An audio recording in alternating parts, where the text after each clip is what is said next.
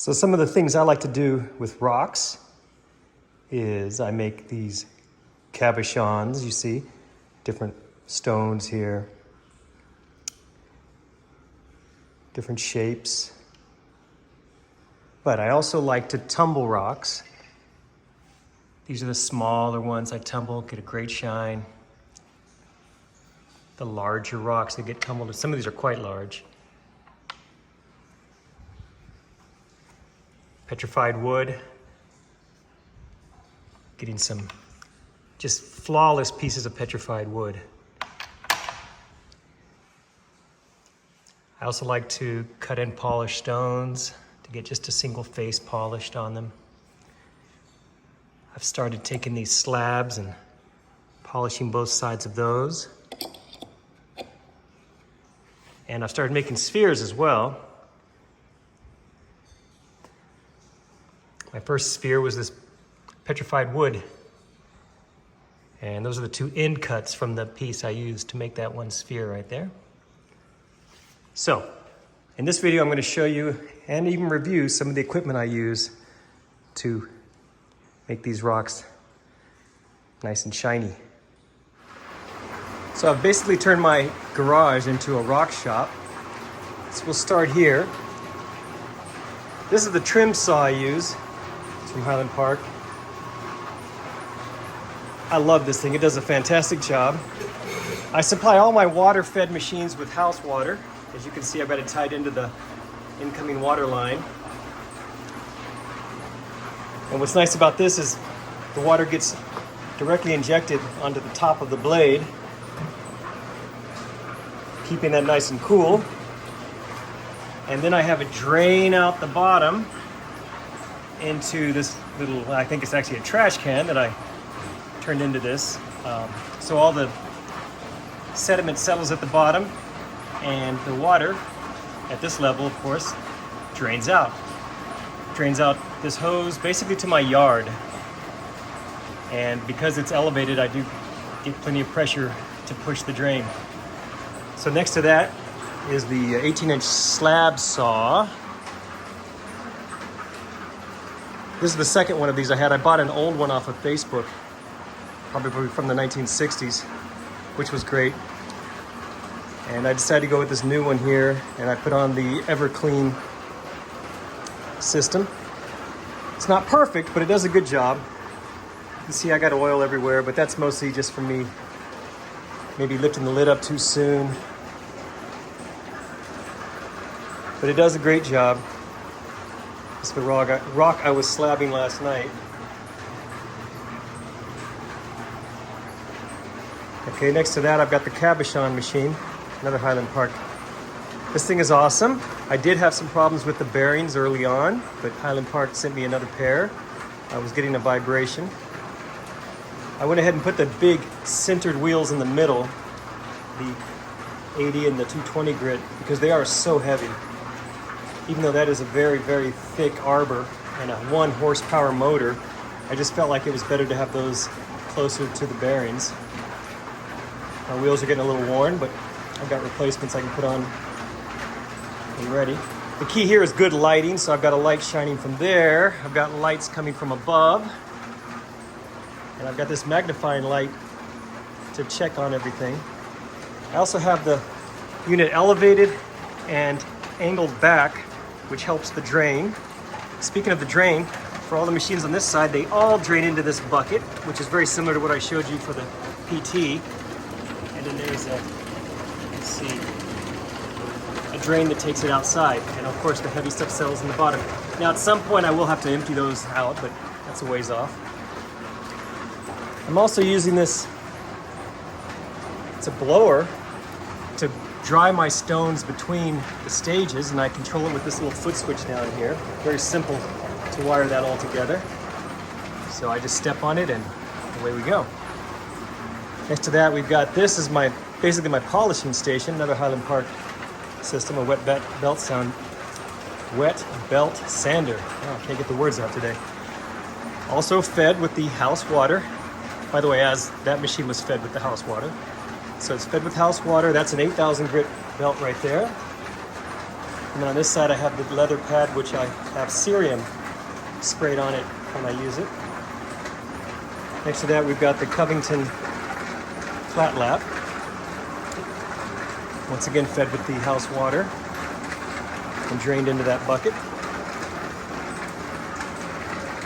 Next to that we've got this is the Diamond Pacific 18-inch vibratory lap, which I really like. There's a second plate that I can stack on top of this one to polish and grind at the same time, but I don't do that kind of volume, so to me I'm only ever going to use one at a time. Now the key with these things, as anyone knows who's ever used a vibratory lap, you've got to keep the moisture level just right on these things, especially in the coarse grit stages. So I use this to do that. It's an infusion pump from a hospital, but I can very precisely control the flow, the drips of water that go onto this thing.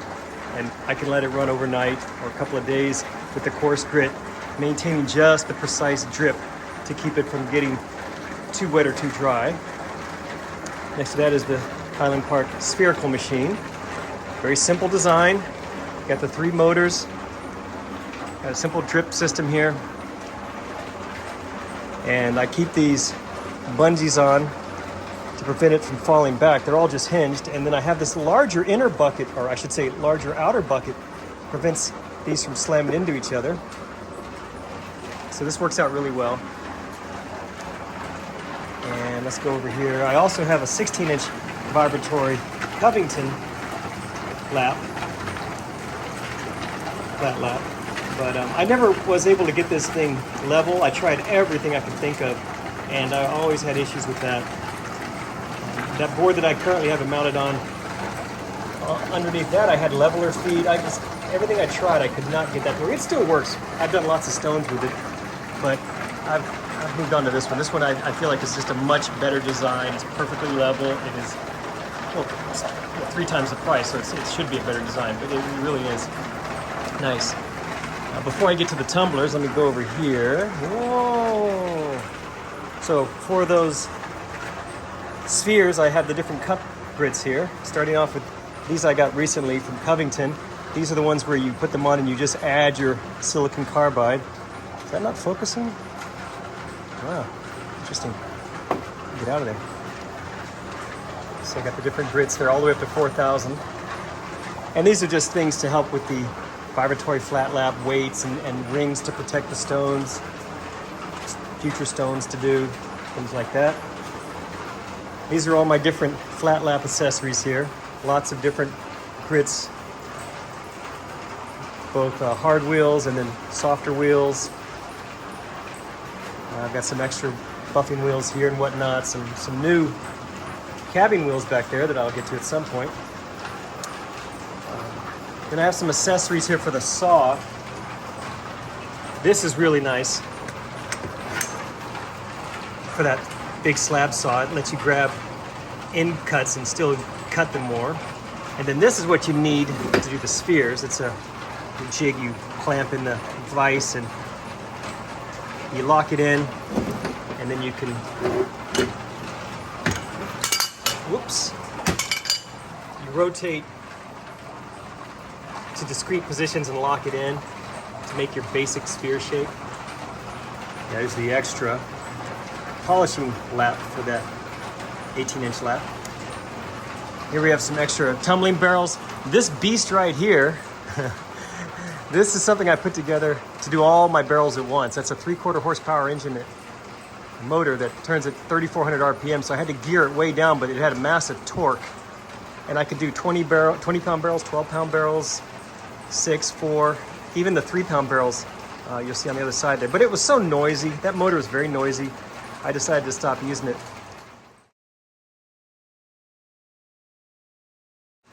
So what I use now for tumbling, I've got the C20 Pro, which is, it's awesome. It's bulletproof. There's a 1.6 horsepower motor. It's got its own switch, power switch right on it, and that barrel just goes forever. I got that one new at a rock shop. At that same rock shop, I picked up this C300 used because they had it and the motor had burned out on it. I think they were putting too much weight on it. It originally had the same 1.6 horsepower motor. I went ahead and put a 1/3 horsepower motor on there, and now this thing will turn anything. And it's just a beast. It just runs forever. So those are my larger tumblers. I'm gonna come around here. Here's where I keep all my different grits. This is what's full of the 6090 grit right there. Oh, by the way, this is an example of how that ever clean system works. I have two different sort of like paint cans. This one I have yet to clean out, but you can see all the muck that's in there. So I'll clean this one out, and as soon as the one that's currently in there gets full, I'll just swap them out. So they do a good job pulling that muck out of the oil on the saw. I have not had to change my oil yet since I started that thing up. So just some miscellaneous rocks here. Still some more rocks to cut, and lots of these are self-collected and ready for either tumbling or cutting. Here's the other side of that massive tumbler I made. And I'm going to reuse this section here. These are the smaller rails for my 3-pound Lortone barrels. I'll be reusing that part.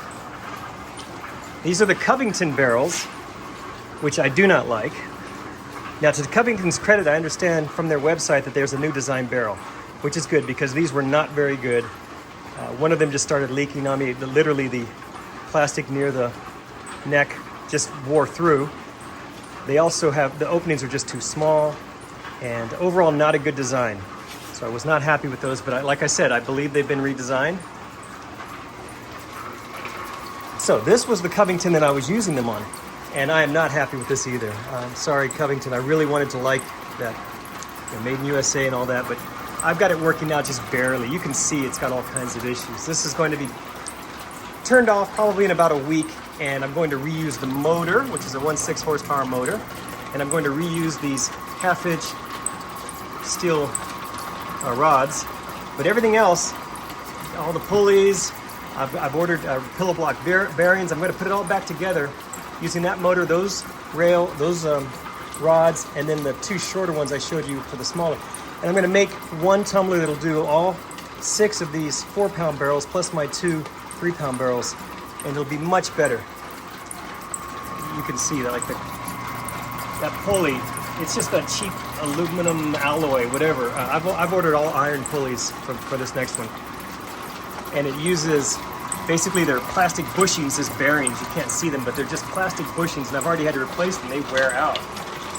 So I've got I've got all the parts coming. I've ordered them mostly off of Amazon, and I'll be using that. You see that piece of wood right back there, and some of that other stuff. That hose I will actually use to put over these rails to give it a nice rubbery finish. Yeah, so maybe I'll update this video, or I'll put out another video when that's finished. And this is all my rough slab down here, or my slabbing material, I should say. Now, when I go to polish something, I don't use these barrels anymore. So these barrels, all the ones you've seen so far, are only coarse grit. When I go to polish, I switch over to the vibratory tumblers. I've been using this Tumbler's Ultra Vibe 18, which I really like. I wanted to get the Ultra Vibe 10, but they have not been in stock, and I needed one, a smaller one, so I just this week got this one, this Raytech Tumble Vibe TV10, and I just started it for the first time yesterday, and I must say, I think I'm going to like it. It's plastic versus some sort of metal. It does not seem to be as heavy duty. I like the way they made this thing, I really do. This should last a long time.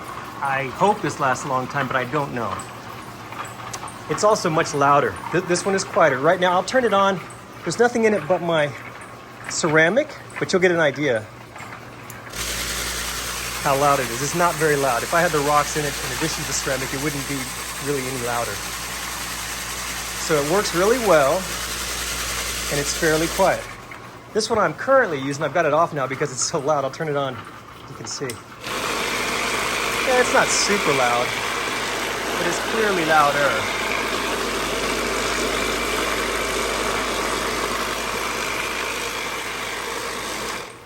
I think it has much stronger action. I let it run overnight, and this morning it had dried up, which this one never did. So now I know I need to add more water, and it's probably because two things. Number one, I noticed it gets warm down here versus this one. So you've got heat that's going to help evaporate the water. And number two, it seems to have a much stronger vibratory action, which is a good thing. I'm going to try just one day on each of the stages and see how it works out. I think that might work out just fine. Then, of course, the Diamond Pacific Mini Sonic. This was my first vibratory tumbler. I really like this thing. It does a great job. For small loads, you can adjust basically the speed of the action. My one complaint about this is I have had on several occasions, due to the odd size stones or whatever, the rotation action, the vibratory rotation action seizes up. I'll come check on this thing after a few hours now. It's just solid. Nothing's moving, and it takes all my strength to kind of free it up to get it going again. Then I have to add more liquid. I'm getting better at judging the type of rocks that can successfully run in this thing, but that's my one complaint, is that maybe because of the shape of the barrel, it will lock up on you. This is my original 33B. It works great. Occasionally I've had to change the belt, but it works great. I will be retiring that though, just to move those barrels over to the new system when I'm finished with it. And this beauty is a vintage 1970s Sears model I found on eBay a couple of months ago. It's a 6-pounder. It's pretty basic, but I just love the vintage nature of it, so I've got that running now. So yeah, that's about it for the shop. Oh, and all these slabs, of course, from that slab saw. I've just got hundreds and hundreds and hundreds of slabs. That represents a lot of cutting. The most recent one's just from yesterday, actually. Should make some beautiful cabochons with these. I literally just cut this last night. Some really pretty, like moss agates and lots of cool stuff. So these will end up being cabochons at some point. So I hope you enjoyed that little shop tour and my review of the equipment. We should get some shiny rocks here pretty soon.